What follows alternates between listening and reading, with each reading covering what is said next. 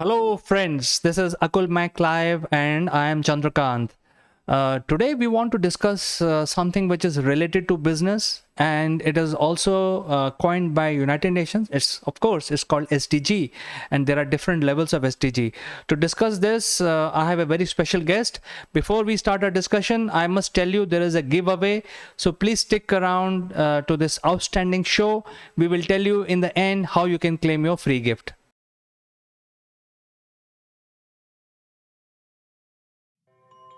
Welcome back, friends. And let me invite my friend from UK. His name is Mr. Neville Gaunt. He is the chairman of MindFit Limited. And today we are actually going to discuss very important issue. And without spilling the beans, let me first invite him, and then we can discuss this further.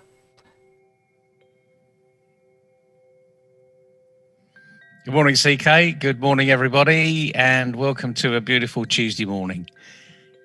Certainly a beautiful Tuesday morning in the UK. The sun is shining and the rain is holding off, but in an hour's time it'll be pouring down the rain. So it's beautifully green at the moment out there, CK. I don't know, you're in a different part of the world, 6,000 miles away, and you were going through some pretty stormy features last week. Are you recovering from those? Have you got the sun shining yet? Well, Neville, sun is, but the issue really is the.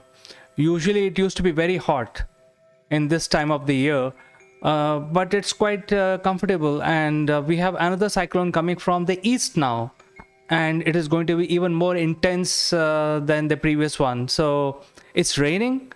It's cloudy. The temperature is 24, which is I've never experienced in my entire life in the month of May. Usually the temperature used to just about 45, but it's like 24, 25. So it's very comfortable actually. Well, all change, as they say. And talking about change, I thought today we'd talk about SDGs. Have you heard of SDGs, CK? Yes, I think that's a very hot subject, especially after the pandemic, and suddenly it has become in the forefront. And I've heard about it, but I don't know too much in detail. I know that it's a concept from United Nations. It was first discussed in, I think, something like a couple of years back, 2012. But I think it is now taking the front seat. Well, it is. And for those that don't know, SDG stands for Sustainable Development Goal. So the three words actually that are really quite important, because we all should be looking at goals. Hopefully for the majority of people, they're development goals. And the main thing is, are they sustainable? And the whole purpose of these sustainable development goals was to bring a bit of unity around the world, because we know we've got environmental, political, and economic challenges around the world. And the whole purpose of these SDGs was to bring them all together under one banner. The problem, if you like, with that is that the UN brought them together, and there's the big stamp on SDGs that's got UN stamped on it. And that means that people haven't owned it, because they've believed that actually it's the UN ownership. But the reality of life is we all own them. All the UN did was a bit of research, put it all together into 17 sustainable development goals. I'm not going to list those 17, but they include poverty, equality, good education for all, a level playing surface for the workplace, and all those sort of things that we're dealing with on a day-to-day basis. Black Lives Matter falls into SDGs, etc. The environmental concerns fall into SDGs.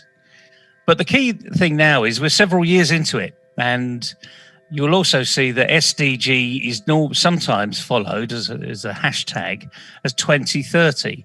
So these are goals by 2030.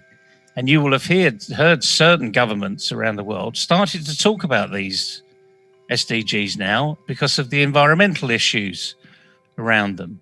And certainly in the UK, by the time 2030 comes along, there will be no more combustion engines produced in the UK. Now, people are saying that's 9 years away, doesn't matter, we don't have to worry about that. But what does that mean in reality? Well, it means that I've got a combustion engine. I haven't got a hybrid. I haven't got an electric car. But by the time 2030 comes around, we as a nation will only be able to buy new electric vehicles. And that's it. We won't be able to buy new combustion engines. Now, that's a massive step. And in fact, there's been quite a lot of discussion, really, of how on earth are we going to achieve it. But I think the nice thing about that is when the government actually puts that into law, it has to happen. So we're forced into a corner. And what I don't want to do today is to force anybody into a corner to start to talk about SDGs. But SDGs are a great introduction to a conversation. So CK, you and I talk about, getting small businesses and large businesses to collaborate with each other, to talk with each other. And do you find that by focusing on SDGs, it's a great icebreaker, it's a great opportunity to look at collaboration on a different scale, on a different type of project? What do you think about that? Well, you mentioned about my vehicle. Not particularly my vehicle, but I heard it as my vehicle simply because I love my SUV, and for past 1 year I have not driven it because there is nowhere to go. But I simply love it's a 300 horsepower vehicle. It can climb mountains and all that. Now, if you're saying that within a couple of years from now, 9 years is like a blink of an eye. We will not be able to run this gas guzzler 300 horsepower vehicle. It's a bummer for me. I think the government must take care of people like us who likes noisy vehicle and like to climb mountains and go off-roading. I think there has to be a SDG of my own. I think I like to propose, which is a conversion kit for my car. And that is my ulterior motive. But I think you're making a very important point that SDG, I think, must start at the collaboration, at least, if not really finding customers on the digital space. Yeah, and as I say, it's a great opportunity to be able to talk to your competitors about SDGs and what you're jointly doing to achieve one or all of them. There's, in the business arena, there's SDG sort of 8 through 11, and we're talking about the workplace, equal opportunities for people, the actual theory of growth, of developing, and then there's SDG 17, which is collaboration, to be able to work collaboratively, which are all great things. But I'm going to throw, as I usually do, a bit of a bomb out there today, is that all of these SDGs assume that we have a growth mindset.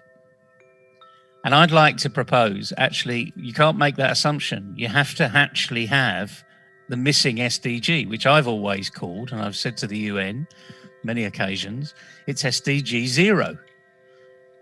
It's the one that underpins them all. It's having that growth mindset, the entrepreneurial mindset, the collaborative mindset, the what do you do? How do you do it? Can we do things together? It's that exploratory, like can-do attitude that I talk about all the time. And I know, CK, you're a great proponent of it. So what do you think about the concept of SDG 0, CK? I think, Neville, it's very, very important for us to have a growth mindset, especially people who are even the solopreneurs, because that's where the journey starts. And also, while networking with people, we should have can-do or a growth mindset, because if we don't have that positive attitude, then we are not going to go anywhere. I think that is the first point. But I think I would like to understand more from you, what is SDG 0? And when you classify this as SDG 0, that means people are just beginning to get into growth mindset, what are the activities people will have to do to progress from that point? I think that will be more interesting to know from you, Neville. Yeah, sure. And as you say, you hit the nail on the head. You have to have a growth mindset. So in your mind, you already know what that means and how you're going to achieve it. And the point is, the majority of people out there will already know what that means. And I'm going to give a really simple example of what a growth mindset is. And I want to take you back to when you were a baby, CK. Can you remember that far back? You were on all fours, maybe crawling around, or maybe not crawling around, actually. You were sat in the middle of the room with your diaper, being fed, playing with things that you now know as they're called toys, and using your imagination, despite the fact that you hadn't gone to school, you didn't know anything, you had no experience.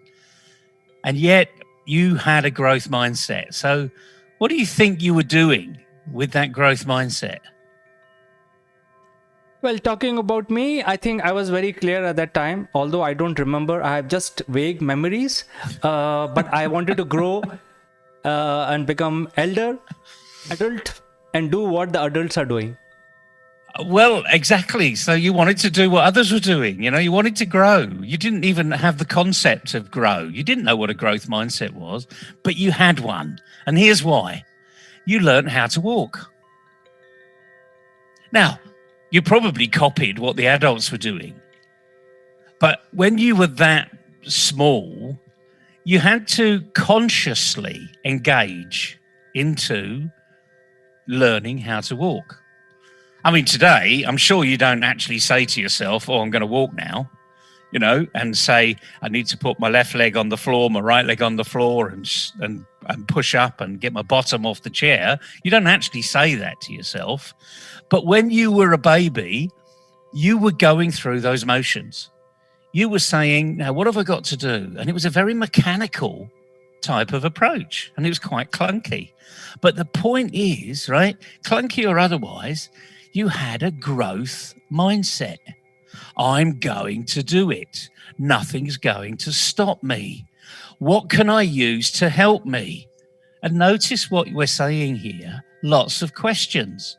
So even though you could hardly speak, no one could understand you, you hadn't gone to school, you couldn't read a book, you were going through that acceleration of, what am I going to do? How do I need to do this? You were asking yourself questions. That's a growth mindset. And it's the other thing is having a purpose and not in anything get in the way of that purpose. Now, as we get older, unfortunately, we lose it. Because we stop asking ourselves questions. And the questions that if we start to ask ourselves, tend to end up with a negative response. For instance, when we go to school, ultimately, when you get to sort of 16 or even earlier, 13, 14 years old, it's all about passing exams. And it's all about learning, the knowledge we're learning, and how to pass the exams. And we end up saying to ourselves, well, I'm not good enough. I don't think I'm going to do very well here. And how do we know that? Well, not all students get A star. Because if all students were saying, I'm not going to let this go, if they had that mentality when they were a child of, I'm going to walk, no one's going to stop me, get out of my way, then all students would have an A star because they'd find a way to do it. But we do know that not all students are A star. Now, there is something about, we learn at different rates, which is absolutely fine. But the point is, even if today all 60-year-olds took an exam where you actually could have got an A star at 16, the likelihood is you still won't get an A star because the motivation isn't there. The growth mindset isn't there. Why am I doing this? What's the point? Starts to come into our vocabulary. So just going through that simple explanation, You know, just talking about when you were a baby, CK. You know, and if you can think back that far, you're better than I am, by the way. You've got a very good memory. But we can see that in your own children. You know, you've got 2 children. You've seen them grow up. You've seen them have that ability, that capability. So when you look at them, do you feel that they've got a can-do growth mindset? Well, they have definitely more than I have got, because lately what has been going on is that just to engage them, I have been giving them very difficult questions, and I do that in the morning.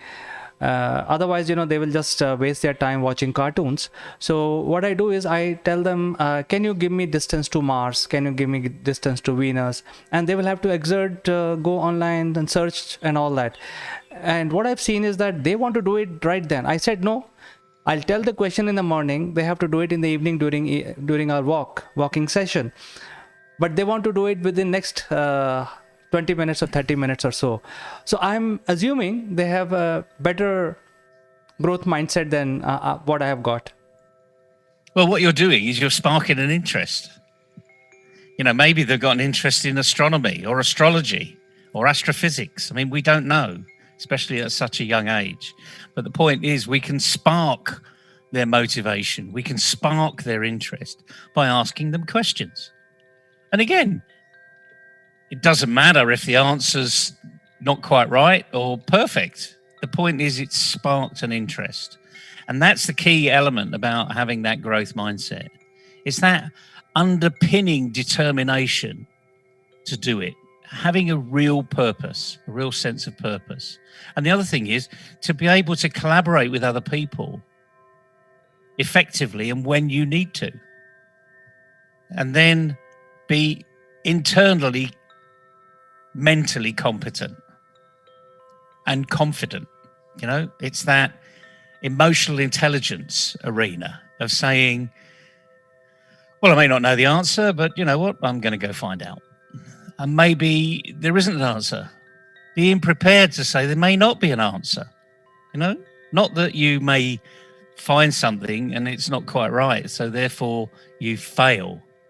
You know, equally, not having the fear of getting it wrong or missing out on their cartoons. So this is all about having that, it's that mental ability. And we do make that assumption in all of the SDGs. And I'm, sorry to have to say it, but we do. We make the assumption that everyone has a can-do attitude. And unfortunately, people don't. And the results around the world show that people don't. And they think they do. That's the key. They've got an inner belief that they have a can-do attitude. But then when you ask them to collaborate with other people, it's obvious they don't have a can-do attitude. They're not prepared to share. They're worried they're going to say the wrong thing. I mean, I'm 62. I don't care if I get it wrong, And if someone picks me up on something, then that's absolutely fine. I'm really not bothered, to be honest with you. If it's core to what we're doing, I like to think I'm getting it right. And even if it's core to what we're doing and I'm really talking a load of rubbish to other people, then I expect other people to say, Neville, that's a load of rubbish. Or in whatever terms they would like to say. But I'm quite happy. I'll take feedback wherever it comes from. And this is another one. Feedback. How do you give feedback? Oh, I don't want to hurt someone's feelings. Well, I think they should learn by experience. Rubbish. Don't let them learn by experience. Give them a leg up the ladder. How would you like to receive feedback? Feedback, CK. How would you like to get feedback? Do you care how you get feedback?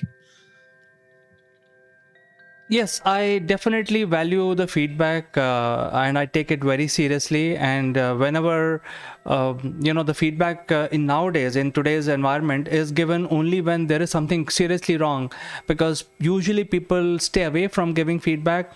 So if I get a feedback, I assume or I already know that there is something seriously wrong. I need to work on it. So first of all, the number of feedback that we get today nowadays, and I'm not exception. I'm sure feedback is very rare nowadays, but whenever I get it, I take it very seriously.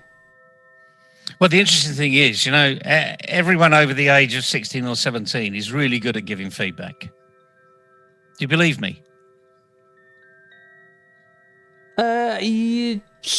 Not entirely, but you're having to think here, aren't you? Okay.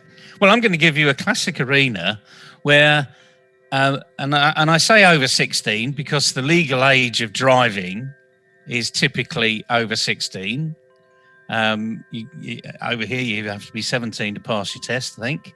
But it's about 16. So, people on motorbikes in India and in tuk-tuks and in even the taxi drivers and even you in your SUV, okay? You give wonderful feedback. Everyone gives wonderful feedback. And you know where I'm going here because now the penny's dropped, don't you? Someone cuts you up. What do? What does everyone do? Automatically, beep, hit the horn, okay? We all hit the horn. Guilty. Everyone put their hand up, say guilty, because everyone does it. I mean, particularly, in your country, I know, having been there several times, you don't even have to cut someone up. You just have to be in a traffic jam and someone says, oh, what's going on here? Hit the horn, get out the way. And that's what ambulances and police do, don't they? They put the siren on. Get out of the way. I mean, it's an emergency. Get out of the way. We all listen to feedback, right? So we can all get good at feedback. I bet you've hit the horn, even though you haven't been out very often in your vehicle. I bet you've hit the horn, haven't you, CK? Well, people horn for no reason. You're avoiding the question, CK. I just wanted a simple yes or no. The answer is... So let me tell you, Neville. The Yes. answer is CK. Of course the answer is yes. So we're all giving feedback. But anyway, go on. Sorry I interrupted you, but it was important. The answer is definitely yes. And when I say people honk for no reason, I have actually evolved a system where looking at their road rage or driving style, you can actually get the psychoanalysis done about the driver. He must be very disturbed or he must be very calm, those kind of things. And that is one of the feedback that we get, especially on Indian roads. If you're very agitated, you will be actually showing a lot of road rage. Otherwise, you'll be driving calmly and not doing anything, not honking also. Well, as I say, the classic thing is, can we give feedback? The answer is yes. Do we know how to give feedback in the car? The answer is yes. Hit the horn. It's common. It's a common thing. But joking aside, one of the key growth arenas is being able to give feedback and receive feedback. We all know when we do things wrong. We don't have to be told we're doing it wrong. But we do need some friends to help us discuss why we think how we can do it better. And then this is, again, it's having that growth mindset. A fixed mindset would say, I'm not listening. Say what you like. Yeah, I know what the answer is. Oh, no, don't have to tell me. Well, you keep doing it wrong. So actually, yeah, I do need to tell you. No? And the point is, if you keep doing it wrong, you're not listening. And it could be the simplest things. So, as I say, the message today is SDGs are important. From a small business perspective, I think it's a great opening line, a great introduction to your colleagues, your competitors, to actually focus on something that is common to you both, but you're not in competition over. And that's why I think SDGs are an absolute fantastic invention by the UN. But the key thing is now is we all need to own them. And we all need to have that underlying SDG that no one talks about. It's not even there. SDG 0, that growth mindset. You might want to call it an entrepreneurial mindset. It probably is, to be honest with you. But I'd like to make it more simple. Like Carol Dweck said, it's a growth mindset. Like Martin Seligman said, it's not a learned helplessness mindset, a can't do mindset. It's a can do mindset, even simpler language. And have you all got it? Have we all got it? Of course, we learn how to walk. No matter how old you are, you can all remember the fact that you must have learned how to walk because you're doing it today. Unless you've got a physical disability, you learn how to walk. And you also learn how to watch and see and think and listen. But do we really listen? So that's the message for today, CK. Hope it's an important one. Hope people understand it. Remember, you can give feedback too. And we'll leave it on that smiley face note. Well, I think we had a very interesting discussion, Neville, and the discussion today has given me a lot of ideas. What I'm going to do now is think about what are the rules of engagement for collaboration and put that as part of the partnership program. Because what is happening right now, if somebody says, hey, let's collaborate, but we don't have the rules. Until unless I have given a thought, and at least from my side, I will write them down and say, here are my rules of engagement. If you're game, let's collaborate. Because I think collaboration is an abused word. Everybody says collaborate, but they don't know how. So I think I'll start that. Thank you for inculcating this bright spark in me. And I got this input from you after discussing with you. Fantastic. I hope everyone else has a good day.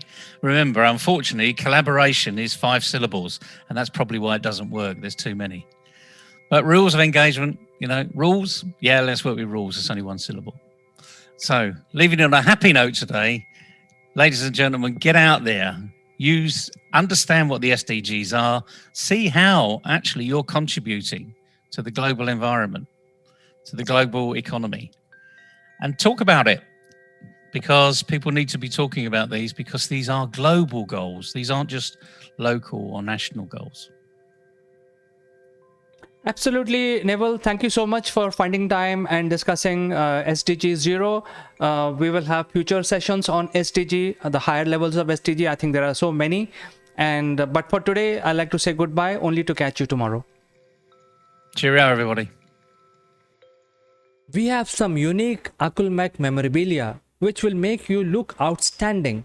The graphics on these corporate gifts are based on the global best business practices. To become recipient of one of these gifts for free, you have to watch this video till the end and provide your valuable comments. Or you can also share your experiences.